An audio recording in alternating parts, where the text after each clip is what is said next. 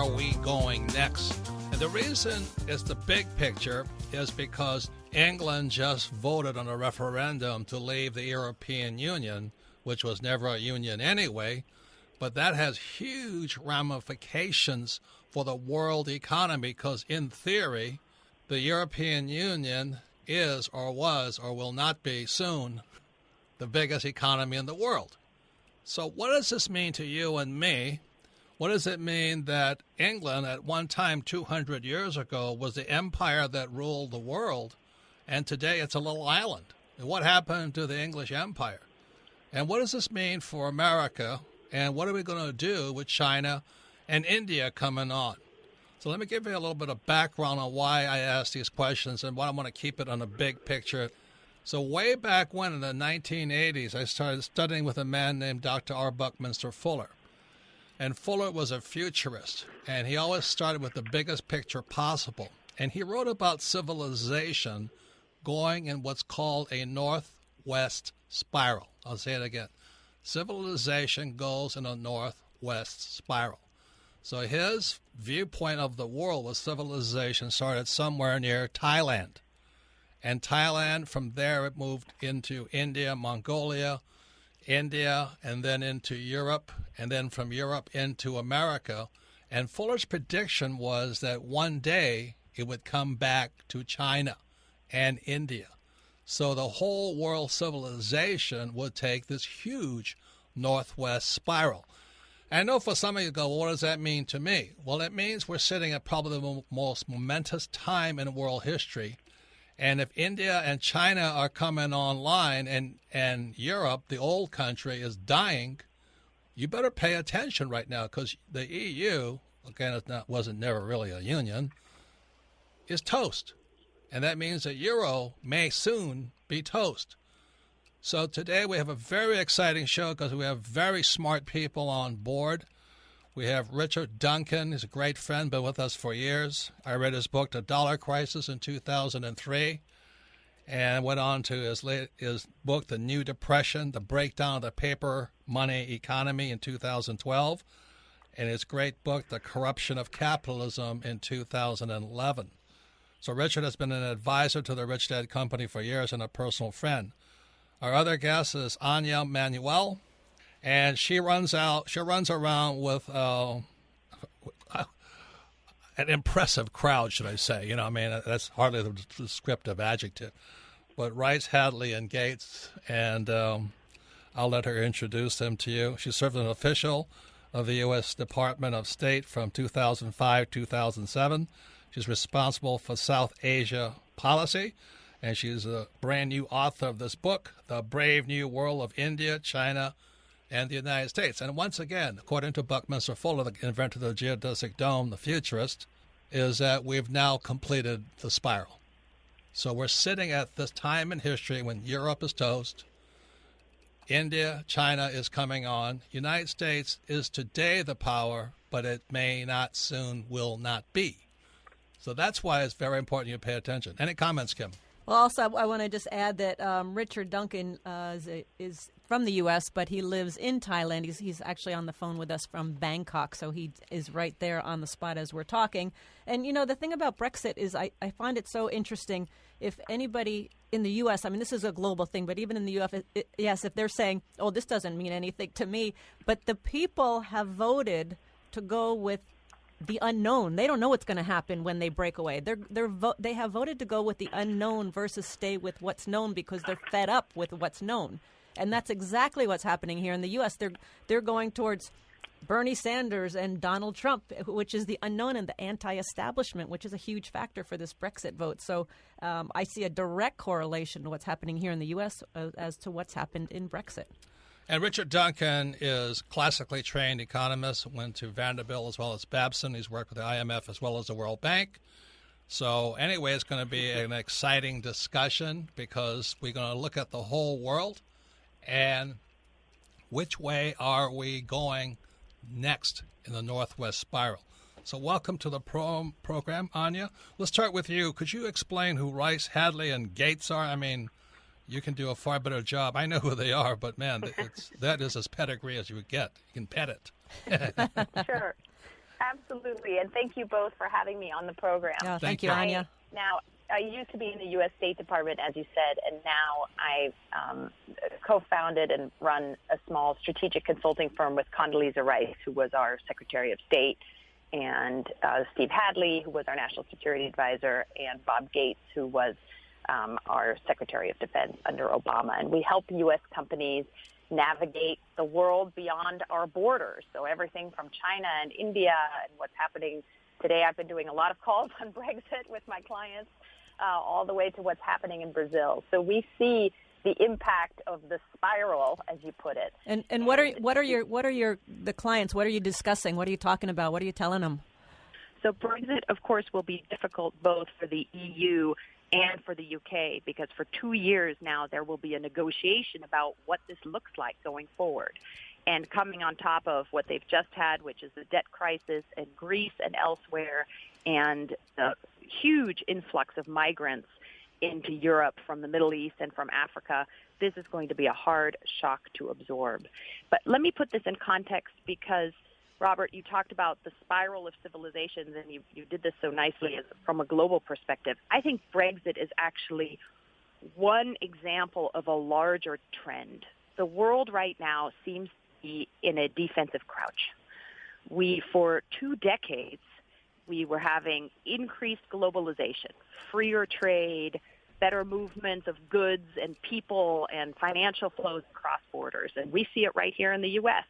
You know, the rise of Donald Trump and Bernie Sanders, just like Tim said, is partly due to the fact that people are scared. You know, a lot of people are benefiting from globalization, but there are some who are not. There are some losers, and they are concerned about what's happening. And I think Brexit is a piece of this. The nationalist parties that you see in Germany and France are a piece of that. And it is a worrisome trend. It's hard to explain to people how trade is good for them, because it is good for them on a macro level. But as I've been going around the country talking about the book I just published on China and India, I've been doing a lot of explaining to folks about how trade with China actually is beneficial, and why, for example, Trump's prognosis that you need to put a 45% tariff on all goods coming from China isn't actually going to help us. Anya, Donald and I have written 2 books together. He's a good friend of mine, but I agree with you. I think free trade is better than tariffs, and walls. But anyway, I agree with you. It's a polarized world right now, and everybody's got an opinion, and nobody is listening. So that's the hard part. Let's bring Richard in. Richard, being a classically trained economist and a guy who was hiding out in Thailand after working with the IMF and World Bank. Why in the world are you hiding in Thailand? I mean, you're an American. Well, Robert, first of all, thank you for having me back on, Kim, Robert. Thanks, Richard. Well, you put it very well at the beginning. You said Fuller claimed that civilization started somewhere around Thailand. Right. Well, it's come full circle. This civilization is the center of global civilization once again. Very nice standard of living, lots of nice people, lots of good food, lots of sunshine. And so it's a very nice place to live. But I think, going to Anya's point, I think she framed the whole story very well. And the way I look at what's happening globally is somewhat similar. I call this after the Bretton Woods system broke down in 1971, the U.S. started running very large trade deficits. And as long as the U.S. trade deficits became larger and larger, that created a global economic boom because, of course, our trading partners could export more and more to the U.S. But in 2008, that trade deficit corrected very sharply, and ever since then, we've been in quite a severe global situation. So you can think of this as the post-Bretton Woods world, if we can call it the dollar standard monetary system. This is the dollar standard boom and bust. As long as the trade deficit grew, then the global economy boomed.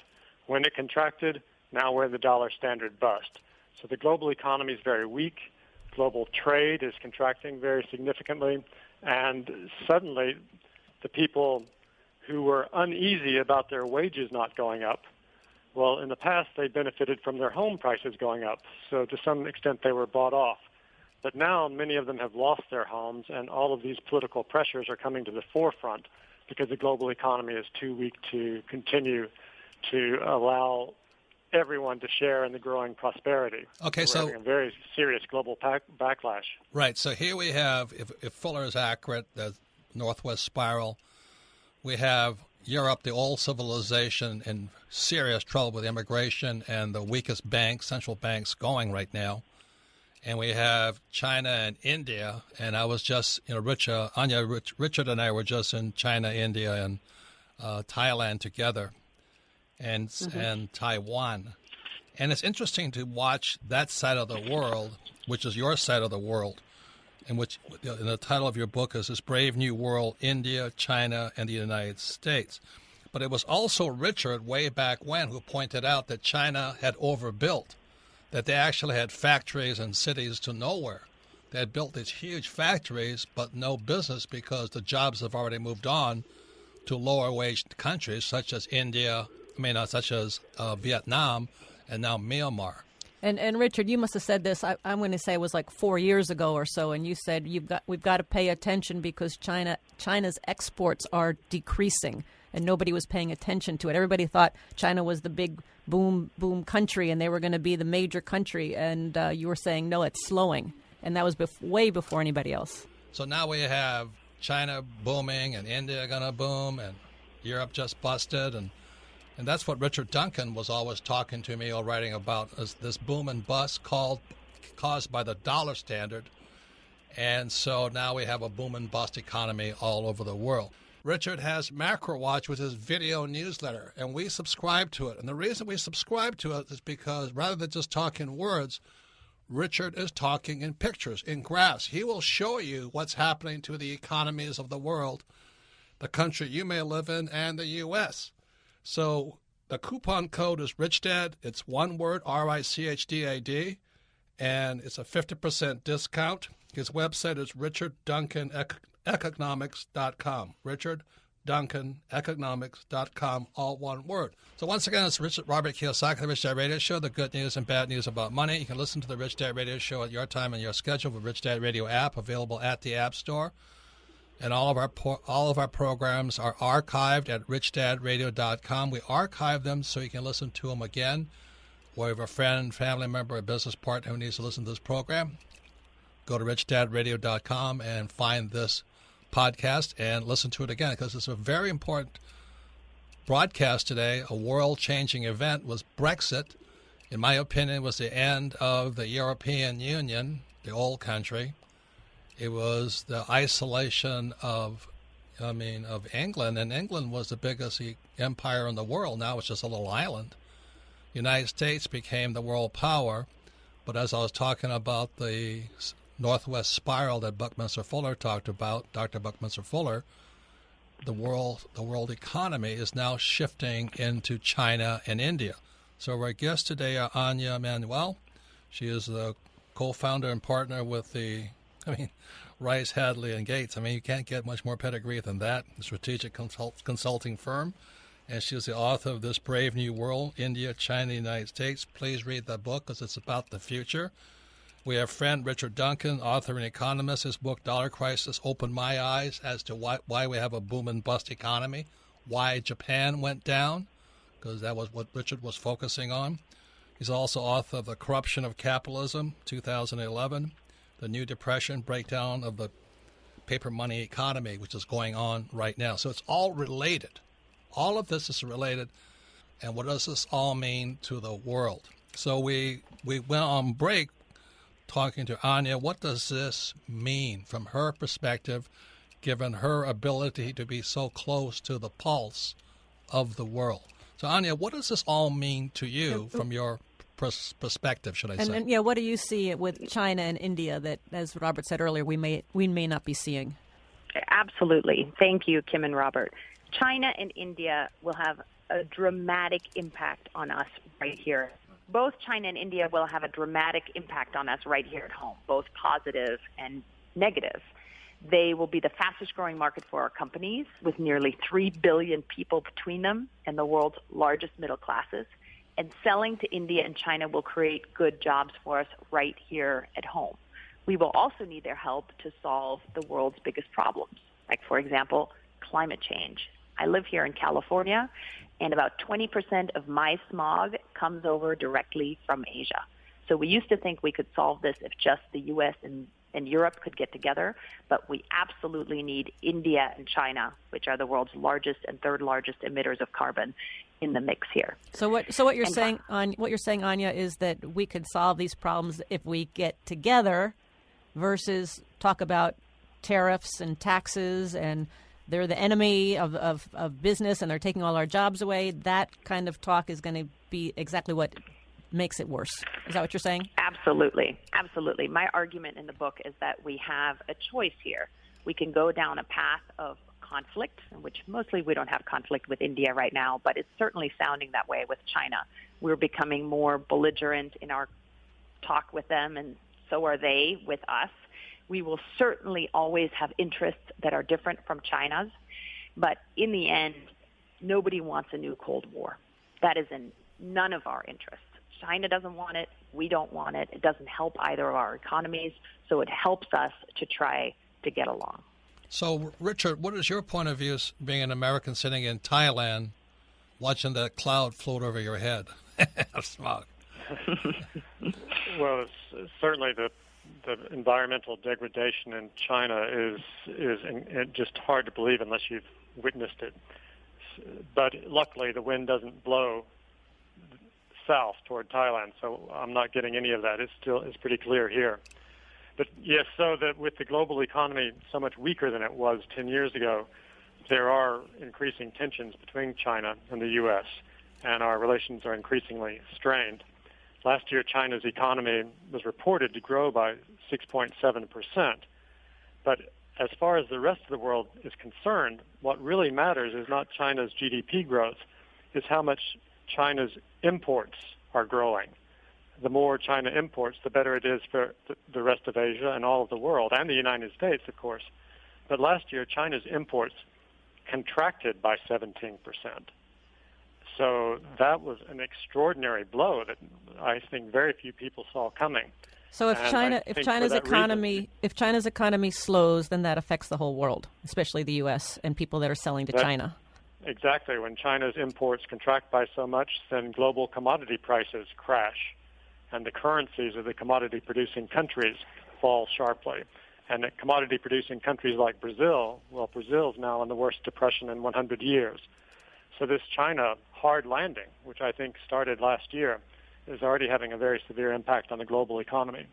So let me ask Anya this question. You know, Trump always talks about the Chinese are better negotiators than Americans, and we always get the quote-unquote short end of the stick. Would you agree with that or not agree with that? I don't agree with that. I do think that China entering the WTO, which I believe was a good thing. WTO is what? That's the World Trade Organization, where in 2000 and 2001 we created a fairly open trading relationship with them. And I do think that has helped China more so far than it has helped us. But it has helped us as well. And I don't think any of this is malicious by China, as it's sometimes being portrayed on the campaign trail. So I think Richard is right that China is really worried about its own domestic economy. So when we think we're worried about our manufacturing jobs and our blue-collar workers, so is China. I mean, when I go to Shanghai and Beijing, the shopping malls are full. The law firms and accounting firms are doing just fine, so that part of the economy is doing well. But go to a second or third tier city, and this is exactly what Richard were talking about. There are empty steel towns with people living on the streets, or ghost cities of apartments that were overbuilt where no one lives. And the Chinese just leaked that they're going to have to lay off 5 million workers in the next few years just in the coal and steel sector. Imagine if we had to do that here in the U.S. So they're worried, just like we're worried. They're not 10 feet tall and trying to get us. They're trying to shore up their economy as well. So, Anya, the politicians all say that we're losing all our U.S. jobs to China and India. Is that accurate? These numbers that are being thrown around are very hard to verify, and everyone comes up with their own because you could calculate it in so many different ways. Yes, the things that used to be manufactured in the United States like shoes and textiles and low-value goods, those are now by and large being manufactured in cheaper labor markets, whether that is China or Thailand or Sri Lanka or the Philippines or Guatemala, wherever it may be. Unfortunately, even if we punish China, those jobs aren't going to come back here. And better, faster machines are as much to blame for these lost jobs as China's actions. But let me give you some examples, too. If we don't sell to China and India and others, we're going to lose many American jobs. Boeing, for example, manufactures its planes right here in the U.S., but it sells more than a quarter of its commercial planes to China and India alone. So if we start a trade war and those markets were closed to us, just Boeing, one company, would likely have to lay off tens of thousands of Americans. So we should be tough where we disagree with China, where they're coddling their big national companies, where they're being unfair about market access for the United States, but we certainly shouldn't start a trade war. Richard, what do you want to say, Mr. Duncan? I think everyone should keep in mind that it's not just China versus the U.S. There are different interests within the U.S. There are, you could say, the wealthier classes, the industrialists, who have benefited enormously from this relationship with China. They've moved their factories to China. That's pushed down their labor cost, so their profit margins have gone to historically high levels. And the bankers have also benefited from financing all of the debt that has resulted from the U.S. having such enormous trade deficits with China. Last year, China's trade surplus with the U.S. was $360 billion in 1 year alone. So there are groups in the U.S. who have enormously benefited from this, but the majority of the Americans I think it's fair to say they have suffered from this, and those people are the ones who are now revolting.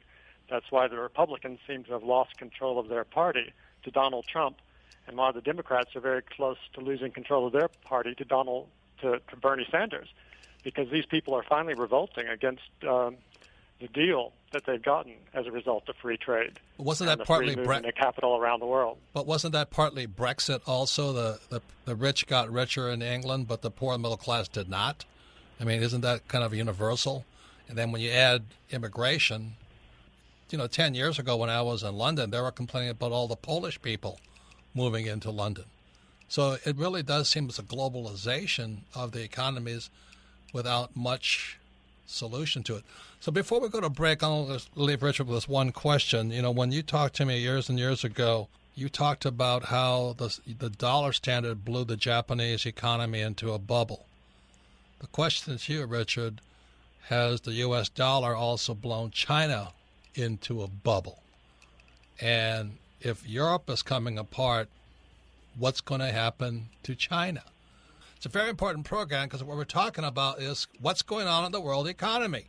England is no longer part of the European Union. As I started earlier, years ago, I studied with Dr. Buckminster Fuller, a futurist, and he talked about the Northwest Spiral. He said the Northwest Spiral was very simply a civilization started near Thailand, went across Asia, hit Europe, hit the United States, and is now going full circle back to Asia.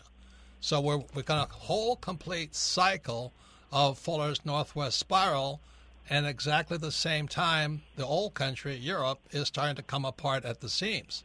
So it's a very important show because it really is not a time to be isolationist or protectionist, but it's a time to be wide awake and looking at the world from a macro point of view. Any comments, Kim? Well, it's no surprise we have two perfect guests for today's show, and one is Anya Manuel. She's the co-founder and partner in Rice Hadley Gates LLC, a strategic consulting firm. She's the author of This Brave New World, India, China, and the United States. Her website is ricehadleygates.com. And Richard Duncan, author, economist, contributor to Rich Dad, in many ways, the author of The Dollar Crisis and the New Depression, the breakdown of the paper money economy, a very brilliant economist who is from the U.S. but lives now in Thailand. And so, Richard, in terms of Brexit, you off the air, we were just talking at the break about what's happening with the banking system. So would you expand on that? So Brexit hit the world by surprise. The pound was down nearly 10% at one point. The The European stock markets were all down nearly Gold was 10% soaring on average. Gold soared, that's right. And but one thing that I think is worth keeping an eye on, we know that England will probably go into recession now, and that will be bad for the global economy, and it's not going to be good for the European economy. But a more near-term problem could be with the banks in the UK. Some of the largest UK banks, Barclays, for instance, was down. The share price was down 26%, and even the U.S. banks at one point, Citi was down 10%. So the markets are telling us that something has gone wrong with these banks, and if the banks are in trouble, then we could have a much bigger problem in the near term rather than worrying about the slowdown in England's economy over the next 12 to 24 months. For instance, all of these banks are exposed to just truly enormous amounts of derivatives.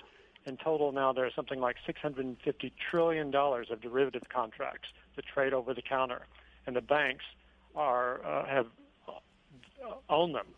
And so if the banks get into trouble, then our crisis could become much more immediate than just the consequences of a UK recession next year. So you're saying there could be a major banking crisis in Europe? Well, I'm not saying that there will be. I'm just saying that having a bank share price fall 26% in one day is something to keep in mind. So if I have a bank account, what does that mean to me? If I have a bank account at Barclays, what does that mean to me? I think that the governments will bail out the banks, but it could certainly create a lot more volatility in the stock markets. It could also force the Bank of England, for instance, to start a new round of quantitative easing, which would cause the pound to fall sharply, and it would probably push down UK interest rates further. So there are a number of potential disruptions to the markets if the banks in Europe and the UK and potentially even the US get into trouble over this. We had Mohammed El Arian on, former PIMCO, and he said basically the central banks have had it also. Do you agree with that? Well, I think the central banks are beginning to run out of ammunition in that they've already pushed interest rates so low. The Japanese 10-year bond yield is negative 20 basis points. The German government 10-year bond yield is yielding negative 5 basis points. So there's only so much more the central banks can do in terms of pushing interest rates lower. So monetary policy is beginning to have negative consequences. What we need is more fiscal stimulus, more government spending to ramp up demand and make the economies grow again. So, Anya, what do you think about all that? Yeah, let me add just how I think this would impact us here in the U.S. Because this is, of course, we're hearing a lot about the markets. Richard is absolutely right. European market's down, UK market is down, the Asian markets are down. I think some of that will recover a little bit once the first shock of this Brexit vote is overcome, but it won't recover completely. And it impacts us here for the following reasons.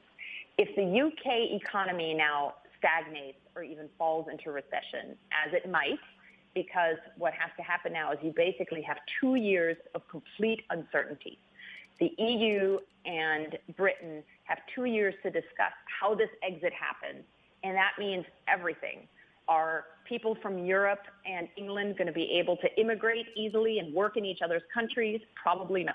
What's the right standard for a vacuum cleaner? What's the right standard for a vacuum cleaner, and what does that look like in Europe versus the U.S.? A lot of big multinationals who are now headquartered in London may think about moving a lot of people to other European capitals, to Paris or to Frankfurt or to Berlin. So the problem is there's a lot of uncertainty, and it will be worked out really slowly, and that will slow down the European economy, and as a result will have an impact on our businesses here that are doing a lot of business in Europe as well. So what's your point of view with India, China, United States? You're the author of this Brave New World, India, China, United States.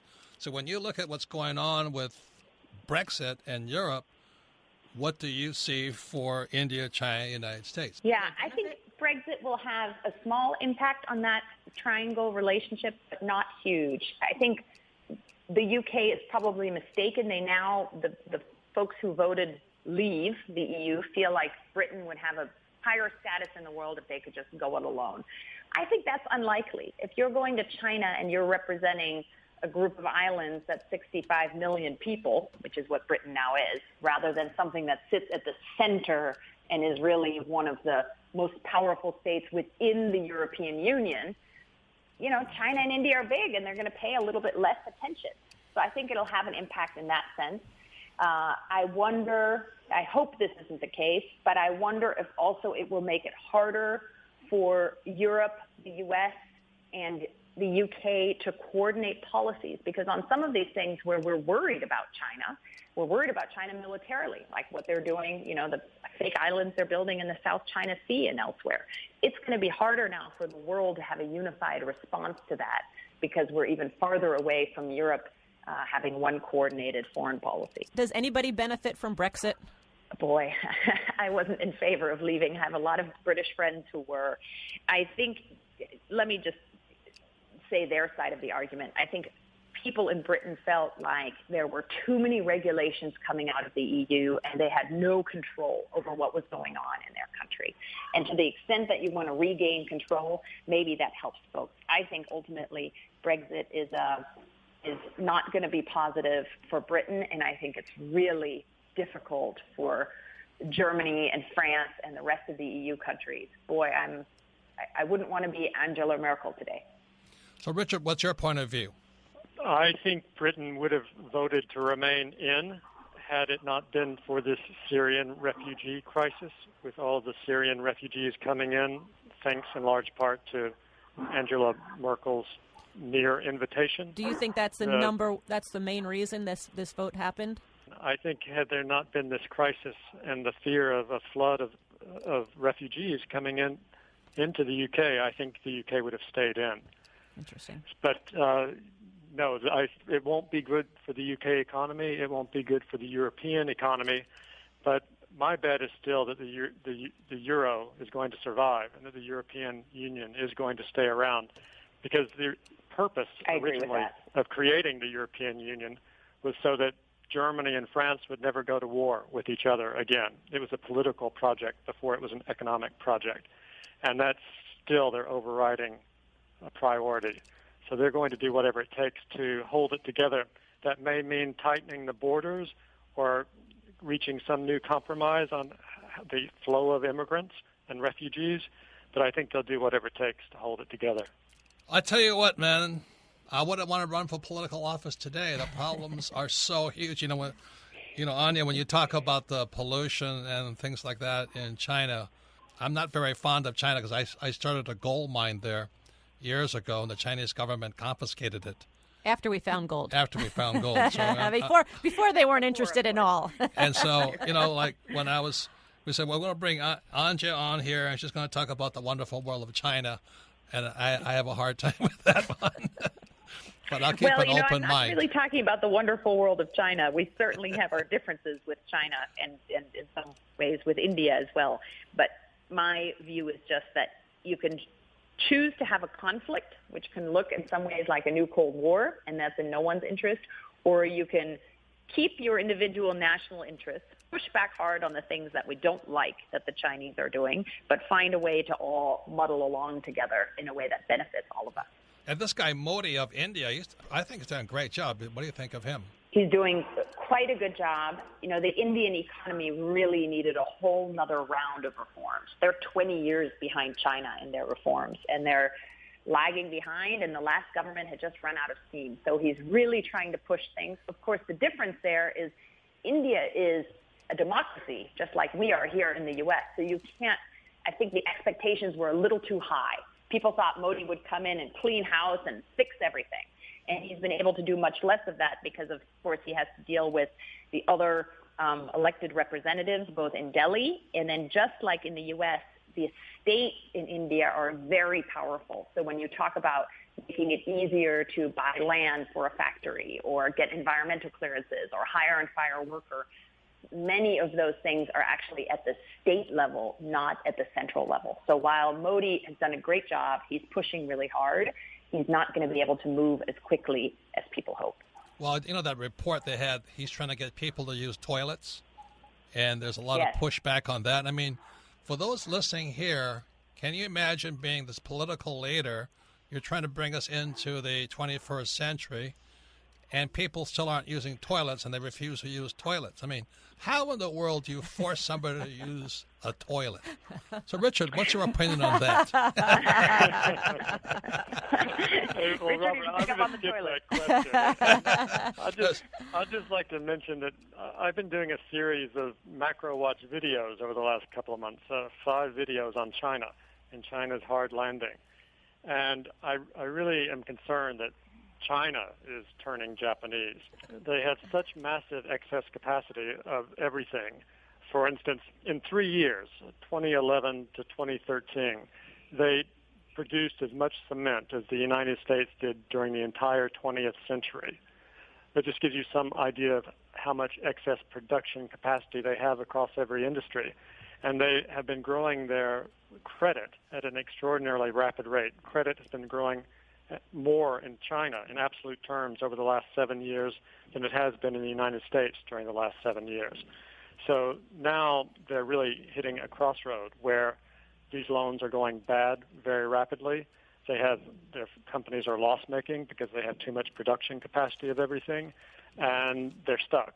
And so they're trying to restructure their economy, and it's not working very well. Do you agree with that, Anya? My view on the economy is a little bit more optimistic. I think they're growing maybe at 4% a year right now. Of course, this system is entirely opaque. So the bottom line is no one really knows. They're certainly not growing at 6 to 7%, which is what they claim to be doing. Some sectors of the economy are doing extraordinarily well, like services and consumer spending is growing a lot faster than manufacturing and the part that's blighted that Richard correctly talked about. Here's the bottom line for us, though. I sometimes get asked, wouldn't it be great if China failed and if it had a hard landing, and if India failed and had a hard landing? And I guess the argument goes, we could just go back to dominating everything and manufacturing everything at home. I think that's unlikely to happen. So for better or worse, India and China are two of the big engines of the world economy. And we are all so interconnected now that either one of these collapsing or Europe doing badly or the U.S. doing badly impacts everyone. So it's actually in our interest for everyone to do pretty well. Amen, Yep, amen, we agree. amen. So I want to thank both. I agree with that. Yeah, I mean, you guys are saying the same thing. It's just different points of view. Hey, Anya, Yeah. if Trump does get elected, I trust he's going to work with you and your partners. No comment. So anyway, I want to thank our guest, Anya Manuel. She works with Rice, Hadley, and Gates, very prestigious firm. Her website is ricehadleygates.com. And also Richard Duncan. His website is richardduncaneconomics.com. And he does produce his macro watch videos. And once again, I want to thank our guest, Richard Duncan. He's an author, economist. He has his website, Macro Watch. Please subscribe to it because it's worth watching. His website is richardduncaneconomics.com, one word. And also Anya Manuel, and she's the author of This Brave New World, India, China, and the United States. Any comments, Kim? Timing of the show is perfect because with the historical event of Brexit just happening and, how that affects – I mean, it's interesting to hear all of the inside scoop on really how it gets affected. And Anya says it's going to take 2 years just to unravel it all and things even down to what the standard of a vacuum cleaner is. I mean, you don't think that way. And I know with the vote, they really voted – the voters voted for the unknown. They're like, we're so fed up with what's happening. We're fed up with the immigration. We're fed up with the establishment that we're willing to risk going into this whole uncertainty because we're so fed up with what's happening. And the U.S., we're in the same place. And I want to say, I told Richard Duncan this thing was coming down a long time ago. I said, man, that euro is toast. And let me tell you why I could tell him that was because the EU, European Union, is not a union. It's a dictatorship. They just tell everybody what to do. So it's a monetary union. Everybody uses the euro, but it's not a standardized banking system. They have different central banks throughout the whole place. They have German central bank, French, English, all this stuff. So it was never a union. And on top of that, you have different countries like Greece and France. They're not on the same fiscal policy standards. It was a bunch of BS. This EU cannot hold together. It's got to come apart. When England says we're out of here with Brexit, basically that's the end. I bet that Spain and Portugal and then Marie Le Pen, France, will say we're out of here too. When that happens, it's going to be Brexit, one more time. So anyway, that's my point of view. The EU was never a democracy. It was always a dictatorship. And nobody likes being told what to do, especially now with immigrants from, unfortunately, tragically, millions of immigrants with no place to go and nobody wants them. So anyway, that's why my friend Donald Trump may have a point. I don't necessarily agree with him fully all the time on immigration. But Europe has a massive, massive problem. I don't think the euro is going to last, and I don't think the European Union is going to last. So the first question from Melissa, is it our 4th birthday today? Yes, Robert, I was going to say birthday. Congratulations and happy anniversary to you and Kim. It's our 4-year anniversary of the Rich Dad Radio Show today. Boy, I've gone fast. Whew, it did go fast. So thanks, too, to all our listeners who send us these great questions every week. Our first question today comes from Brian in Ohio. Favorite book, Rich Dad, Poor Dad. He says, I work for a large manufacturing company, and so far I've been able to keep my job. I worry about my company outsourcing to India or China. Do you have any advice on what I should do now to protect not only my job, but my financial future? I don't think you can protect your job. Look at Cameron, the prime minister or whatever it is. He lost his job in one night. So, look, all you guys better wake up. All of you with the employee mentality, wake up and smell the coffee. This economy is coming down. You will probably, if you're afraid of it, it's your gut, it's your spirit, it's your instinct telling you better do something different. See, the reason there's this company here, Rich Dad, Poor Dad, because my poor dad, he got fired and he couldn't start his own business. He didn't know how to become an entrepreneur. Kim's father, the same thing, right? That's right. At 50, he got fired.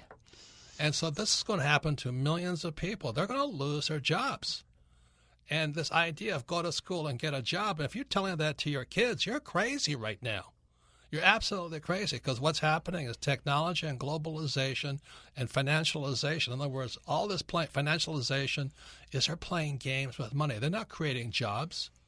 These big Wall Street banks, which are in trouble, thank God, all they're doing is taking money and propping up the stock price, which means this whole share market is going to come down like a house of cards like I've never seen before.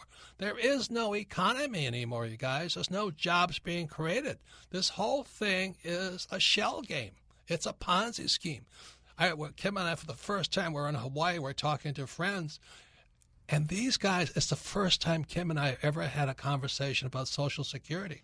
And these are very affluent people, and they were thinking about Social Security.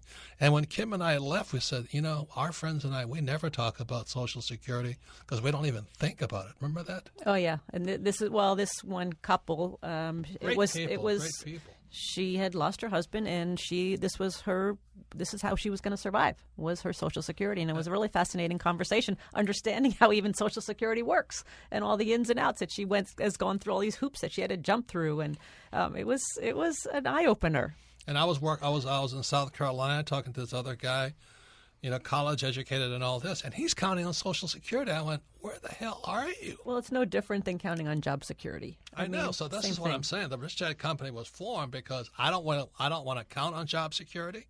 If you do, that's up to you. And you want to count on Social Security, that's up to you. But I think this economy is in a major, major contraction. They're afraid of deflation. There is no inflation. So when this thing keeps deflating, number one, due to globalization, number two, technology. Look at Uber. Those Uber drivers will soon be out of work. Taxi drivers will soon be out of work. And then third, financialization. They're just playing games with money. There is no economy. They're not investing in new jobs and new technology. They're just boosting share prices. So wake up and smell the coffee because that's what the Rich Dad Company was formed, created for. But I thank you for the question. But if you're afraid, be really afraid. Next question, Melissa. Our next question comes from Paul in Philadelphia. Favorite book, Rich Dad, Poor Dad. He says, Robert, I applaud your mission to bring financial education to the masses. But with all the institutions working against you, how realistic is it for you to reach the masses? Don't you basically need global revolution to achieve your goal? Well, first of all, it's a real pessimistic attitude, but I've already reached the masses. Rich Dad Poor Dad is #1 personal finance book in history. Every day throughout the world, we have thousands of cash flow clubs, people playing cash flow, teaching each other. What Kim and I did was just bypass Wall Street and all those. And we bypassed the school system because I think Paul may be thinking that, how do you get it into the school system? We're not trying to get into the school system. That's like hitting your head against a brick wall. So the school system was never a target of ours. So start a cash flow club, get 5 or 6 people, play the game, study, read books, listen to this program. But you got to start taking care of yourself. You hope the government or Obama or my friend Trump will take care of you. You're dreaming, man. You'd better wake up. This baby is coming down. Brexit meant old Europe is finished. The United States is next. China and India coming on. But the reason I had Richard Duncan on is that China is in a bubble because they accept the U.S. dollar. The U.S. dollar is corrupt. If you understand that, you might get back to action. The final question, Melissa. Our last question comes from April in Little Rock, Arkansas. Favorite book, Midas Touch. She says, with everything happening in the global economy, do you recommend investing in foreign countries? What do you think I do? I mean, I sell millions of books and in games in India and China, Mexico, South America, Europe, Africa, and all this. You've really got to think globally. If you don't have to ask me permission, you better take responsibility for your own life and don't listen to these politicians. Never been easier to be an entrepreneur. The cell phone makes you an entrepreneur throughout the world, but you got to change your thinking. Well, I was just going to say, no, the internet, you're global just through the internet immediately. If you're going to invest in like physical, like property and things like that in other countries, you just better go there and check it out. What I love about Anya is when she talks about China and India, she's going to China and India regularly. She's in the streets. She's talking to people. She's talking to people who live in the slums, and she's getting a feel for it. You got to get a feel for it if you're going to invest physically in a country. But to do business in a country globally right now, it's never been easier, as you said, Robert. Right. And we did business in China. I'll never do that again, But that's my experience of it. Yep. I still sell a lot of books there and games, and I still go there and teach and all this. But I don't want to do business with the Chinese, period. I like India, but the Chinese have a different set of rules.